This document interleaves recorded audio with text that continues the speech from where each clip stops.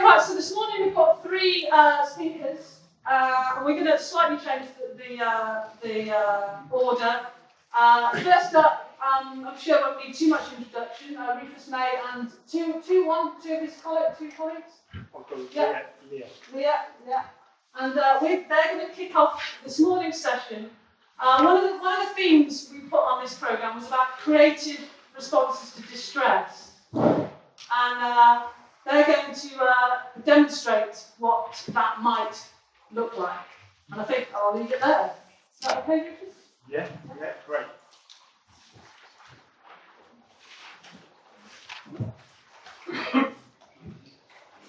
So, hello. It's a privilege to be here. My name is Rufus. We're going to introduce yourself. I'm Leah, and I work with Rufus in Bolton. I'm an assistant clinical psychologist.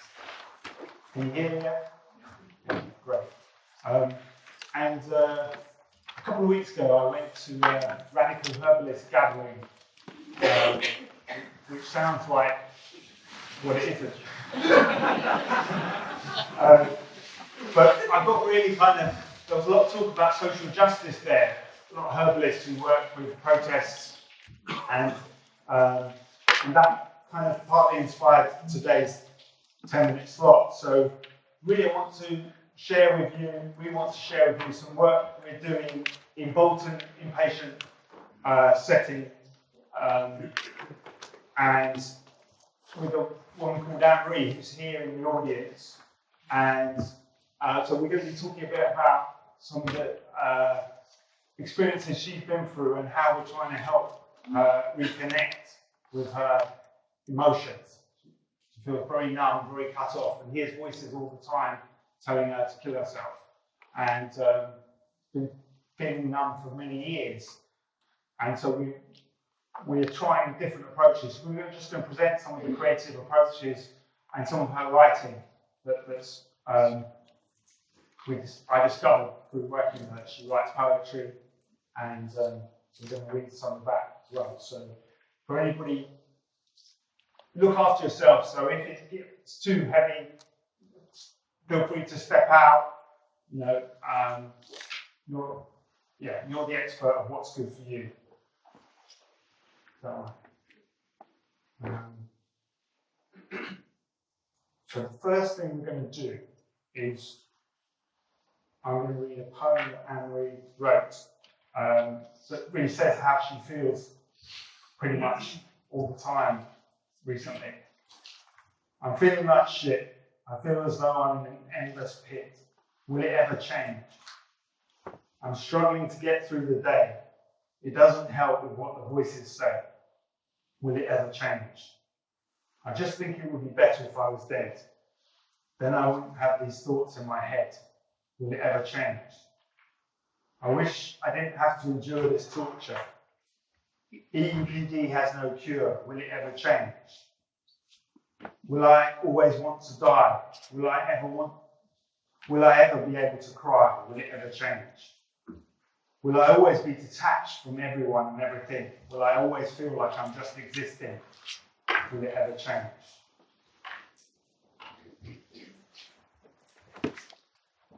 When I heard this poem, I felt the power of it, and also I said, don't worry about EUPD. I don't think it exists. And we said, nor do I. I've never agreed with that. And through our talks, through what she'd been through, Anne-Marie experienced abuse from the age of 4 by a grandfather to 9, and from 2 other relatives from the age of 10 to 16. And neglect as well alongside that. What I was saying is the way you are, the way you feel, is it's a totally understandable reaction, it's a creative way of dealing with what you've had to endure. It's not a disorder.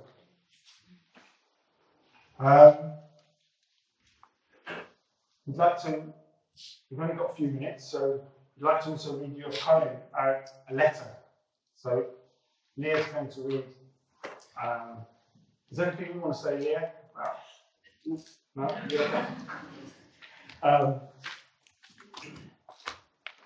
a letter that Anne-Marie wrote to her grandfather. So as part of restorative justice, really, this is an opportunity for the wider community to hear and witness what Anne-Marie's been through.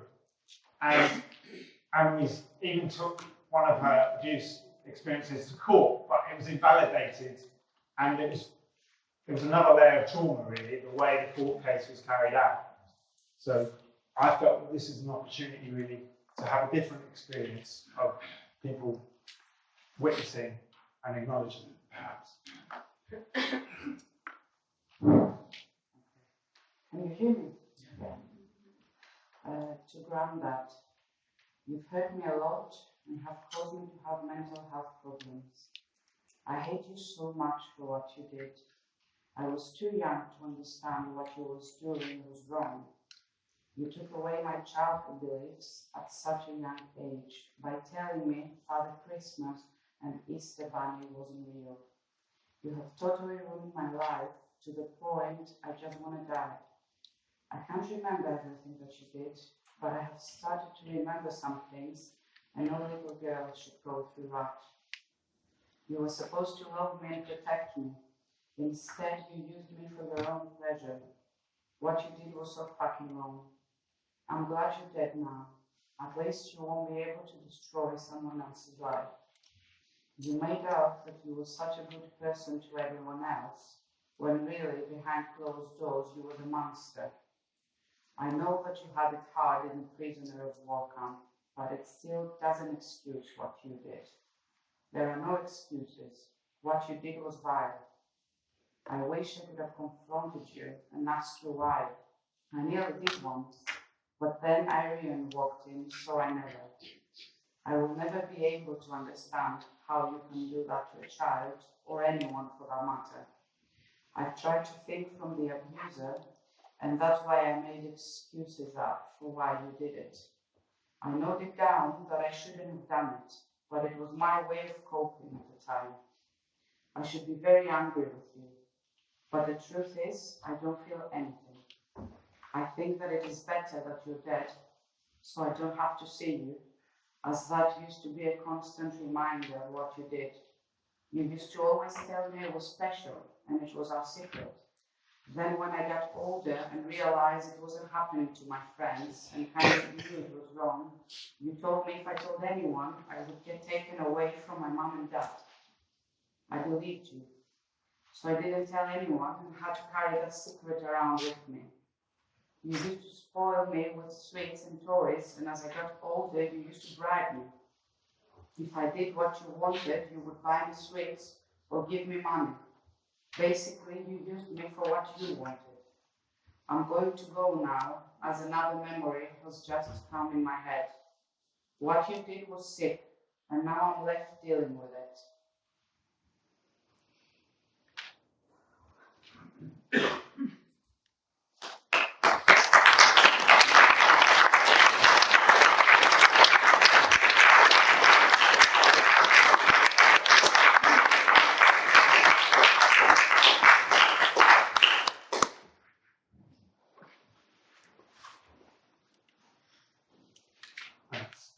We're going to just shift the energy slightly to show another piece of work that we're doing, partly to cope with the voices. So the voices might represent distressed parts of Anne-Marie, but they also need standing up to because they're constantly telling her to kill herself.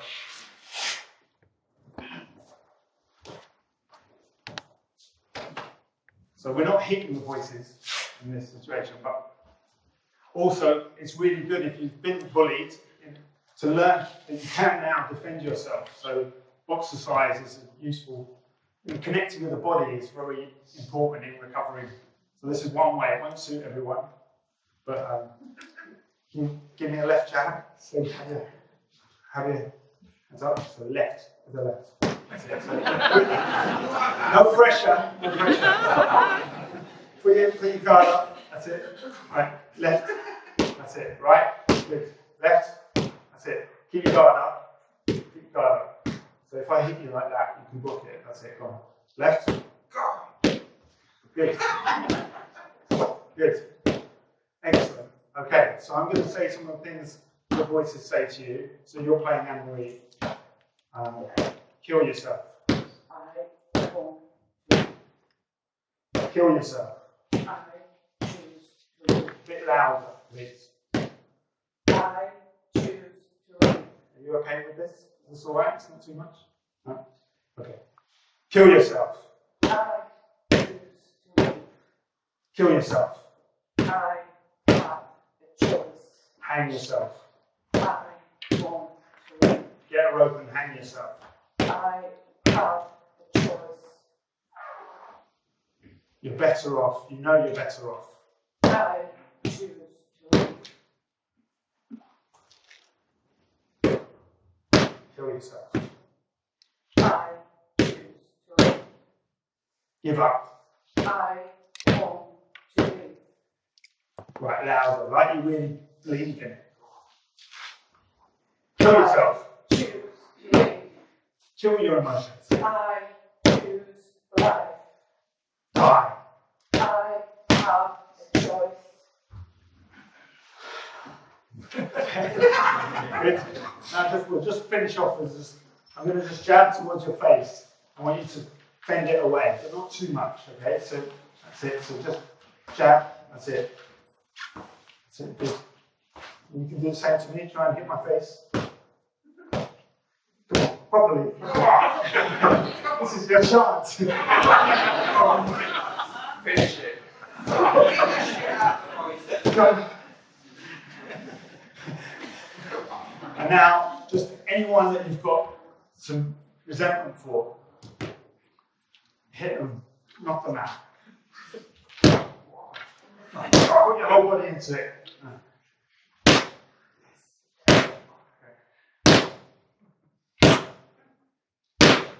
Great.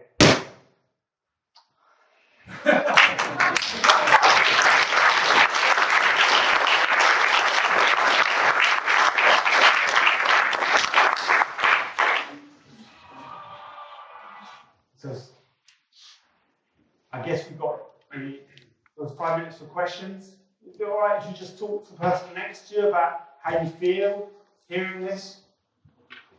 Is that okay?